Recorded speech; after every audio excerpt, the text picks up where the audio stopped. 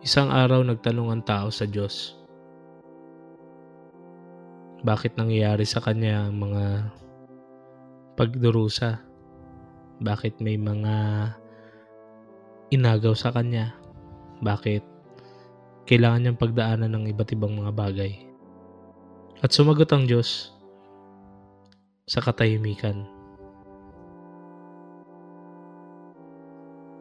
At doon napagtanto ng tao ng kasagutan na hinahanap niya ay sa sarili lang din niya matatagpuan.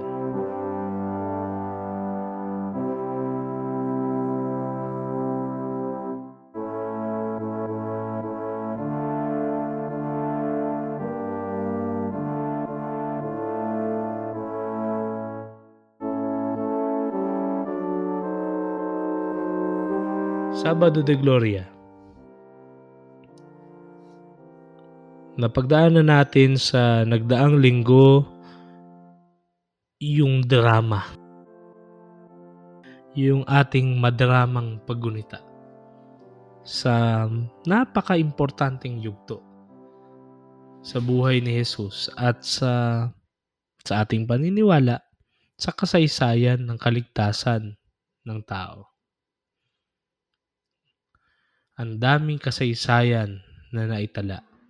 Pero ito lang yung tanging kiniklaim na ang tao ay naligtas. At saan nagwakas?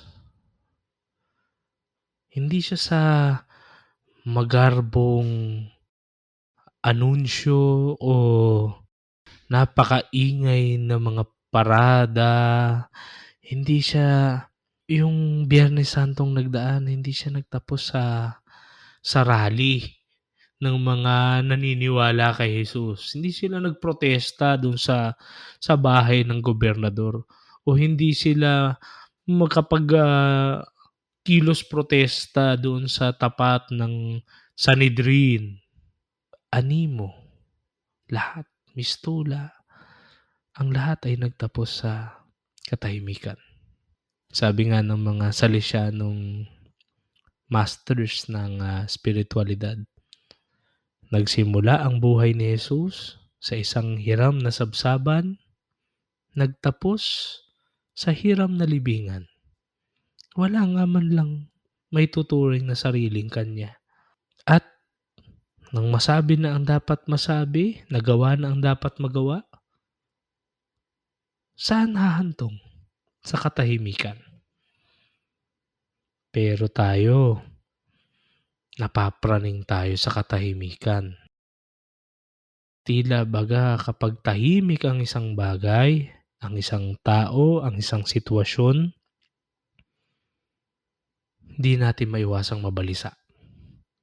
Parang kailangan meron tayong dapat gawin. Parang kailangan meron tayong dapat sabihin.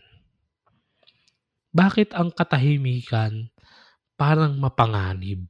Pero ito, patapos na ang Semana Santa, kinukumpronta tayo ng pinaka maingay na katahimikan. Kinukumpronta tayo sa ating mga muka. Habang nahihimlay ang Diyos sa katahimikan, maalala natin yung pinakaunang tanong na tinanong niya sa tao, nasaan ka?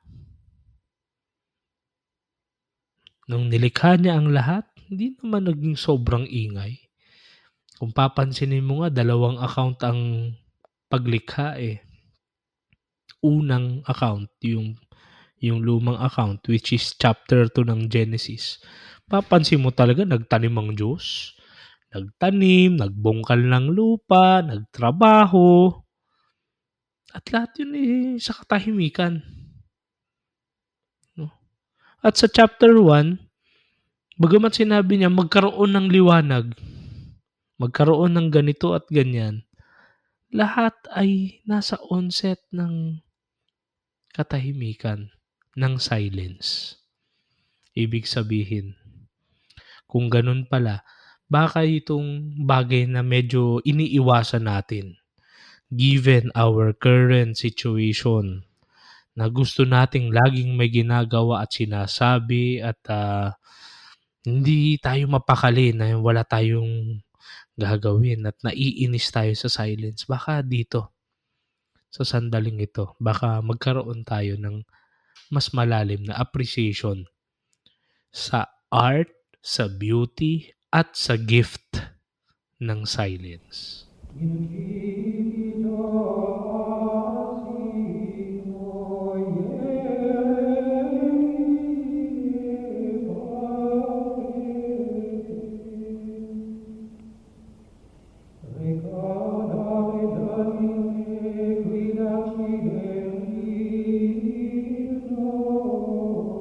Sa liturhiya ng araw na ito, magsisimula tayo sa katahimikan. Magsisimula tayo sa kadiliman. Tanging yung apoy lamang na babasbasan ang magsisilbing liwanag. Magsisimula ang liturhiya ng walang pagtatanda ng krus, walang imbitasyon, tanging nasa katahimikan. Marahil sa moderno nating mundo, mahirap maunawaan ang katahimikan. Minsan, iniisip natin na kapag tahimik, kapag walang sinasabi, baka maraming iniisip. Baka hindi ka tiwa-tiwala. Natatakot tayo sa katahimikan. Naghahanap tayo ng ingay. Ano bang nakakatakot sa katahimikan? Kasi kapag walang ingay, ang tanging maririnig mo lamang ay yung nasa loob. Yung ingay ng nasa loob. At minsan ito ay yung mas nakakatakot. Kung ano yung maririnig mo mula sa loob. Niisip din natin na sa ating araw-araw na buhay, sa mga pagdurusa at dalamhati na pinagdaraanan natin at ng ating kapwa, para bagang ang Diyos ay tahimik. Para bagang hindi siya nagsasalita. Nasaan ba siya?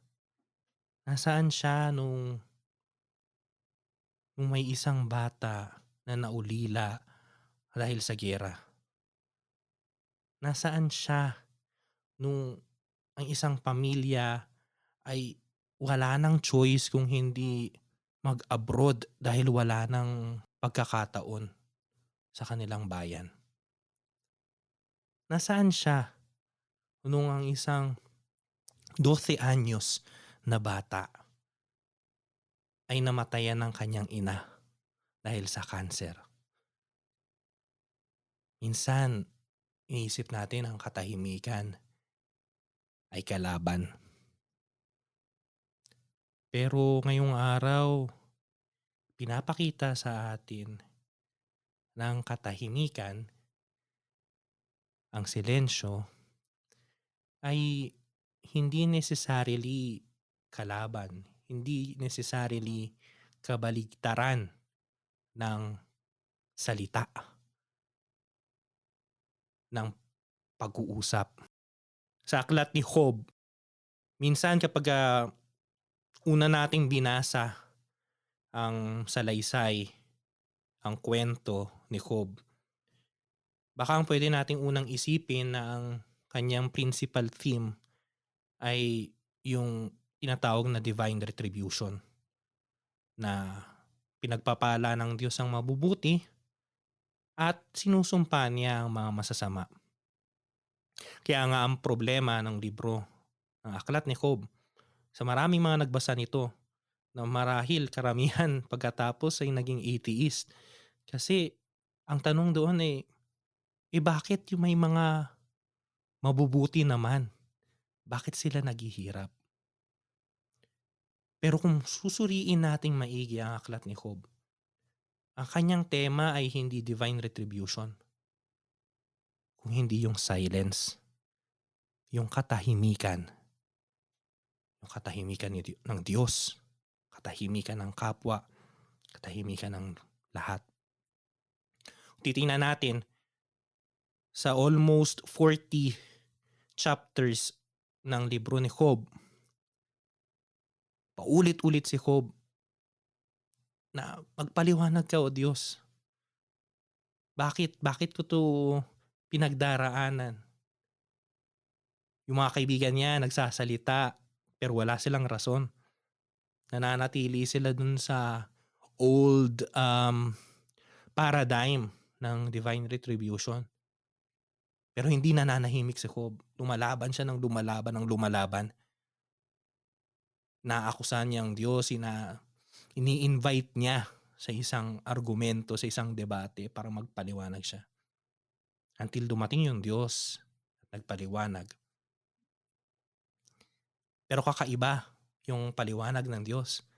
Imbis na sagutin niya yung mga bakit ni Job, ang sagot niya, ibinalik niya sa salaysay ng creation, ng paglikha niya sa daigdig. Nasaan ka nung ginawa ko ang mundo? Nasaan ka nung nilagay ko ang mga tala sa kung saan sila naroroon? Ibig sabihin, ang Diyos ay hindi namomroblema sa hustisya na katulad ng ating idea ng justice. Pero ang kanyang sagot ay nandoon na mismo sa kanyang katahimikan. Dahil nakilala ni Job sa kanyang sa kanyang pagsusumamo, nakilala niya ang sarili niya, nakilala niya ang mga tunay niyang kaibigan, nakilala niya ang Diyos. Nakita niya na hindi siya nag-iisa sa kanyang bubble, yung bubble ng kanyang pagdurusa. Imbis, yung bubble ng kanyang pagdurusa ay nasa loob ng isa pang bubble, and that is creation, the entire cosmos. Ito ang mga sinasabi ko ngayon ay marahil napaka-abstract, napakalayo sa pang-araw-araw nating nararanasan. Pero ang punto lang naman, sa katahimikan, marami tayong matutuklasan sa sarili natin, sa kapwa natin, sa Diyos. Ang katahimikan ay hindi dapat katakutan. Ang katahimikan ay isang pagkakataon. Ang silensyo ay isang lugar ng tagpuan. Isang pagkakataon na makatagpo ang Diyos. Sa pelikulang Silence ni Martin Scorsese, na marahil napanood na ng ilan sa inyo na aming makikinig, yung pinakahuling linya ng pelikula, sabi nung protagonista, "Lord, I fought against your silence. And it was in the silence that I heard your voice."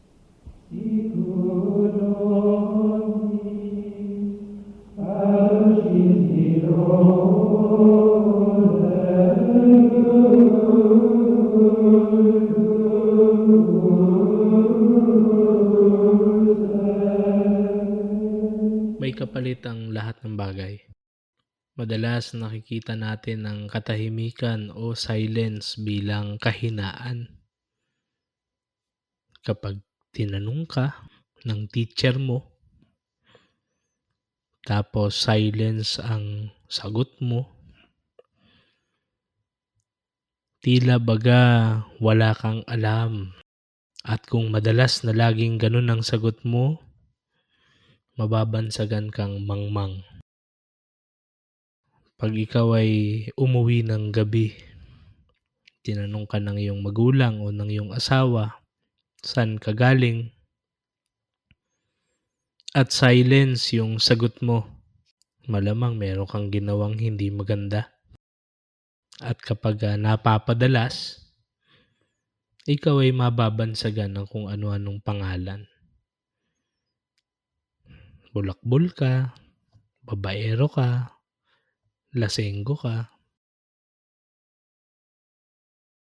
Siguro yun yung mga dahilan bakit ayaw natin ng katahimikan. Ayaw nating maging walang alam, ayaw nating mapagkamalan na gumagawa ng mga bagay na hindi pawang kabutihan. Pero ang lahat ng bagay may kapalit. 'Pag tinakwil mo ang katahimikan sa buhay mo at pinagsumikapan mong magkaroon ng sagot sa lahat ng bagay, hindi ka matatahimik talaga. Hindi mo mararamdaman yung tinatawag na kapayapaan. Kung mapapansin ninyo yung ating mga nagdaang episode tungkol sa accompaniment, kapag meron kang sagot sa lahat ng bagay, you are not helping another person. And you're not helping yourself. Bakit? Lalo ka magiging anxious. Kasi you have to prove something na meron ka laging masasabi. Pero minsan kailangan nating tanggapin na wala tayong alam.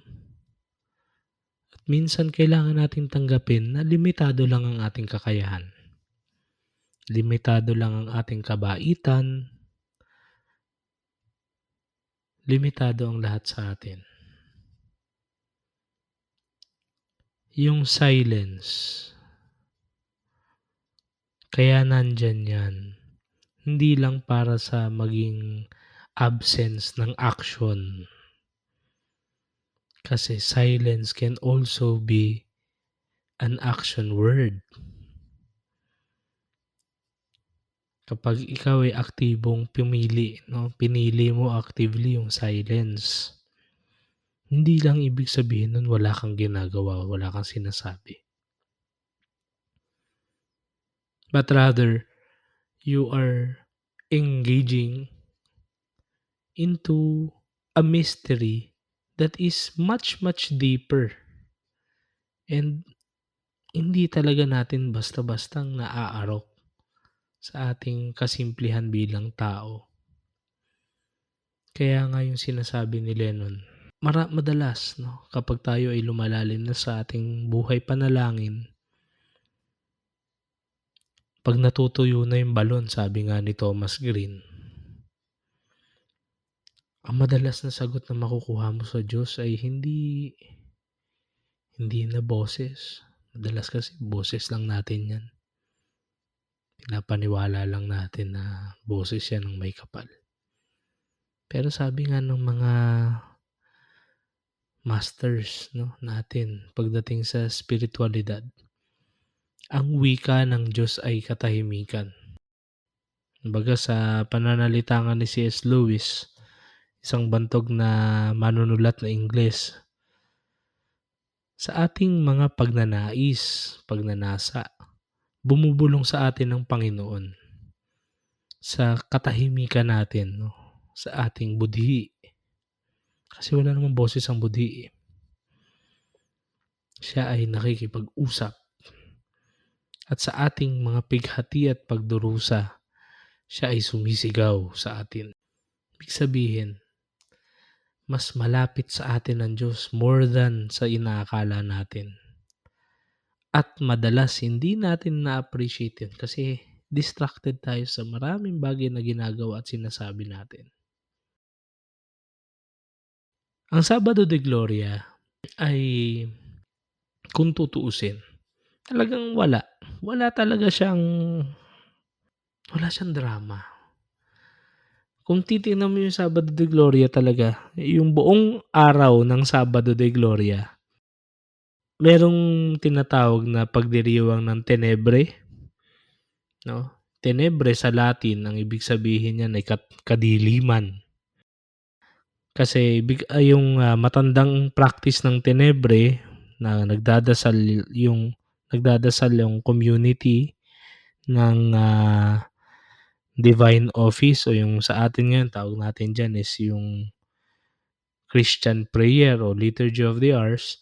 Pero yung practice kasi dati, yan ay, series ng mga pagbasa mula sa, matandang tipan 'no, mga salmo, mga panalangin, tapos merong nakasinding, mga kandila. Hindi ko matandaan kung 8 o 9. Pero yang mga kandilang 'yan, kada matatapos yung parang isang yugto ng tenebre, pinapatay. So merong nakasindi before the celebration, nakasindi na siya representing the life 'no, the life of, na meron si Kristo. Then kada yugto 'yan ay pinapatay hangga't, matitira na lang, isa. Tapos 'pag yun ay in-extinguish din, wala na. Dati naman kasi sarado ang mga simbahan, hindi yan katulad ng mga simbahan ngayon na kita mo talaga ang araw, wala namang mga chandelier dati, walang mga spotlight o mga ilaw na talagang napagkaliwanag at napagkakaganda.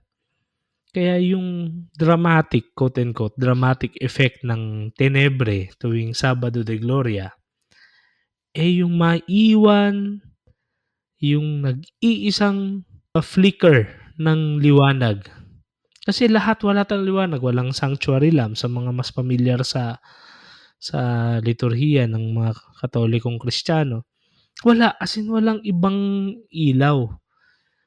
At yun yung doon sa liwanag na yon na umaandap-andap at doon sa katahimikan, doon natin doon tayo iniimbitahan ng simbahan pumasok sa mas malalim na na bahagi ng misteryo nitong pagdiriwang ng Semana Santa, na ang lahat, nagsimula sa madilim at tahimik at nagtatapos sa madilim at tahimik. Gano'n ang normal na buhay ng tao at tayo kailangan nating matanggap 'yun. Ngunit sa paglawig ng ating pagninilay, mapapansin natin na bagamat gano'n nga yung normal sa buhay natin, may sisibol na bagong liwanag. At, kung magawa lang natin na yakapin yung biyaya ng katahimikan o silence, mas magkakaroon tayo ng mas malalim na appreciation sa muling pagtunog ng mga kampana, sa muling pag-awit ng gloria at alleluia, sa muling pagkakaroon ng kulay, ng halimuyak ng mga bulaklak, sa pagkakaroon muli ng matitingkad na kulay ng altar. Gano'n ang buhay natin. Dadaan tayo sa napakadilim, nalalambungan tayo. Magdurusa tayo, dadaan tayo sa maraming pagsubok. At walang alak, walang content sa social media, walang relasyon o walang party na kayang umapula dun sa nasusunog nating bahay sa loob natin. Lahat yan tutupukin, magiging abo at walang maiiwan sa atin kundi tayo lang at ang mga abo at tahimik lang ang lahat. Ngunit sa muling pag-ahon natin sa mga abo, dun lang natin ma-appreciate ng pag-ahon natin kapag alam natin talagang niyakap natin ng tahimik. 'Pag nagpakain tayo sa lahat ng distractions, walang meaning sa atin ang bawat, bagay. At sa panahong ito, itong piniling panahong ito, gaya ng kuwento namin kahapon nung Biyernes Santo, walang ibang Sabado sa buong taon ang makapapantay sa araw na 'to. At ito hindi dahil napaka-meaningful ng araw na 'to. Simple lang, siya ay walang meaning dahil lahat ay tahimik lang. Pero kung nandun ka sa tahimik, dun mo napaka-ironic, eh, kasi kapag nasa tahimik ka, dun mo lang napagtatanto yung meaning ng ibang mga mas mahalagang bagay sa buhay mo. Kaya ako, sa aking maimumungkahi, kahapon wala akong praktikal na minungkahi sa inyo, gusto ko lang namnamin ninyo yung sarap ng, salita ng Diyos 'no, at yung realidad ng suffering sa buhay mo. Dito naman, ang aking mungkahi, hayaan mong sarili mong maging tahimik sa isang araw. Hindi ko alam kung gaano katagal sa'yo 'yan, pero magkaroon ka lang ng katahimikan. At pakinggan mo yung sarili mo, pakinggan mo yung udyok ng Diyos. Kung ang katahimikan mo ba ay inaanyayahan ka niyang magdasal, katahimikan ba inaanyayahan ka niyang magdesisyon, lahat gawin mo sa katahimikan. Magplano, magparamdam ng pagmamahal, gawin mo sa tahimik. At hinding-hindi ka mapapahiya.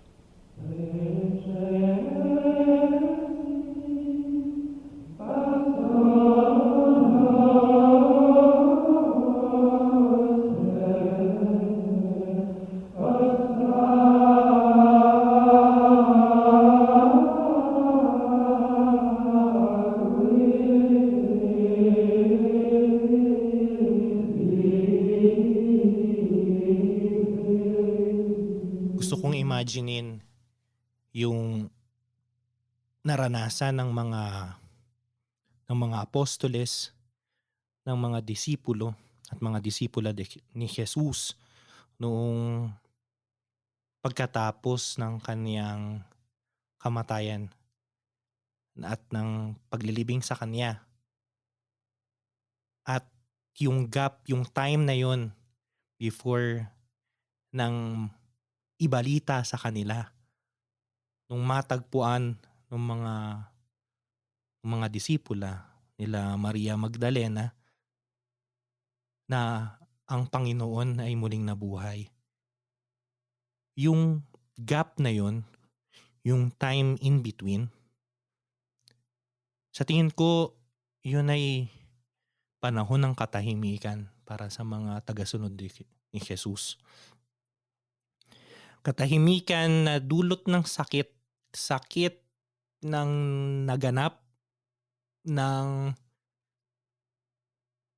hindi lang ng loss ng isang taong minamahal, kundi pati na rin yung pagsisisi dahil malamang sa hindi, karamihan sa kanila ay sinisisi ang sarili.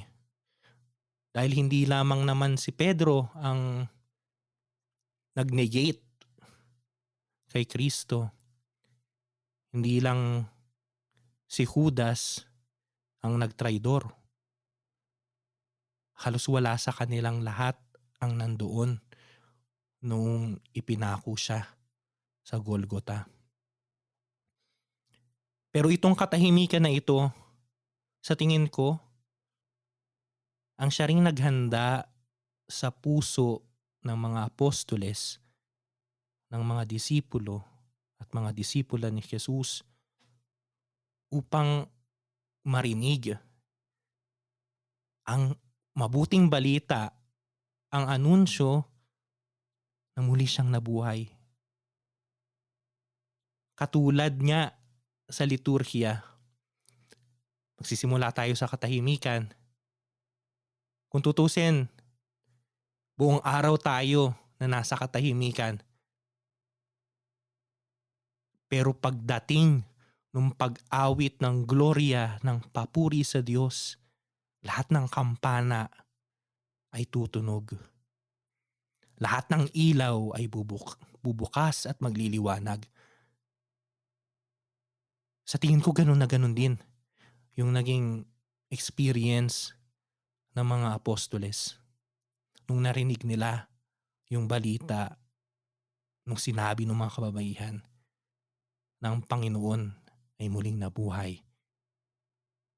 Dali-dali silang tumakbo, si Pedro at si Juan, doon sa kung saan siya nakahimlay.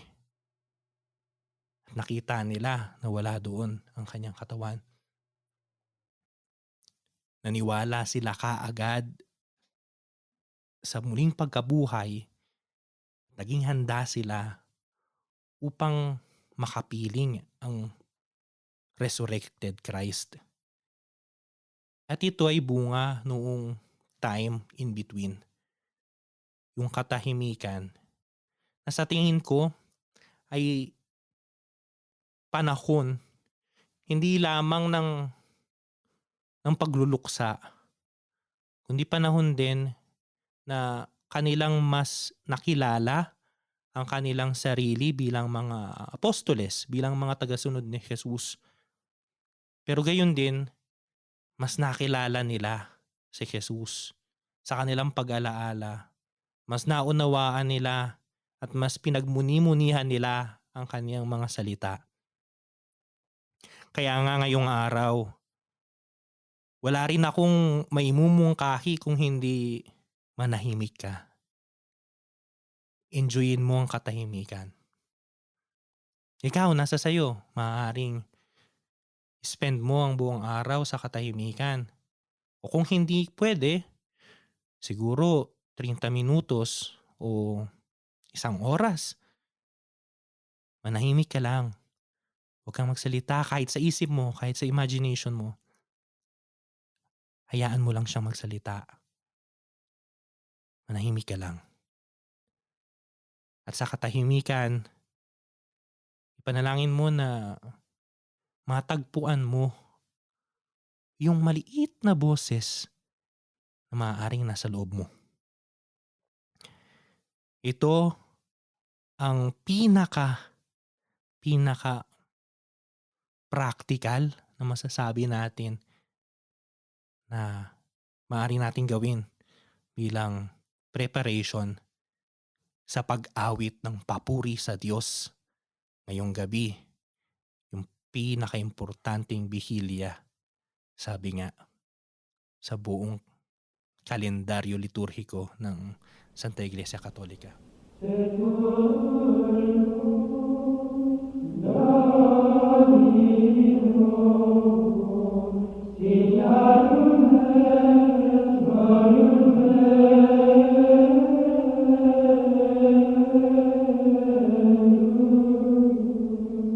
Maraming salamat sa inyong patuloy na pagsama sa amin ni Lennon sa mga ganitong pagkakataon na espesyal sa buong simbahan at sa amin din.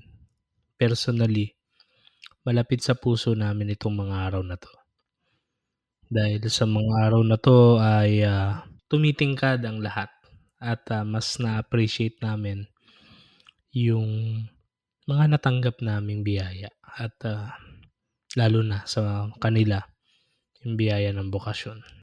Nawa po ay naging nakatulong kahit papano ang aming pagsama sa inyong paglalakbay ngayong Paschal Triduum, ngayong Holy Week. Maaari niyo po kaming sulatan at sabihan sa aming pong email, tamangusapanpodcast@gmail.com. At huwag niyo pong kalilimutan na i-rate din po kami sa kung saan man pong platform kayo nakikinig. Kayo pong bahala kung 4-star o 5-star, kayo pong bahala.